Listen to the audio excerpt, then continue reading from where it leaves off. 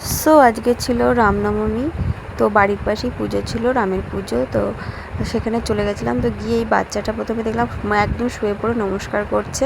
তো সেটার পুরোটা নিতে পারলাম না, এখান থেকে ভিডিওটা করলাম। তো এই দেখো এখানে হচ্ছে রামের ভক্ত আর বজরংবলির পুজো করে। এটা হচ্ছে একটা দিদি বাড়ি আমার। তো ওই জন্যে আমাদের বারবার করে যাওয়ার কথা বলছে, তো যেতে পারিনি সারাদিনে।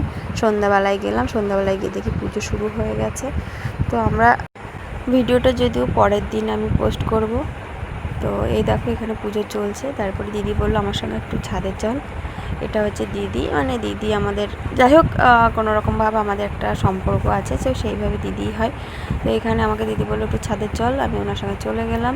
আমাকে বলেছিল উপোস থাকতে, কিন্তু আমি উপোস থাকতে পারবো না বলে থাকিনি।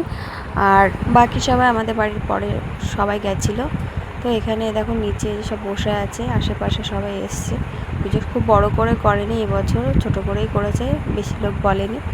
তো এই জন্যে আমি এখানে এই যে নিচে নেমে এসে একটু প্রণাম সেরে নিলাম, কারণ পুজো শেষ হয়ে গেছে। পুজো শেষের পরেই ছাদে গেছিলাম।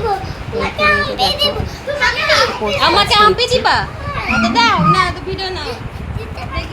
ওই এইখানে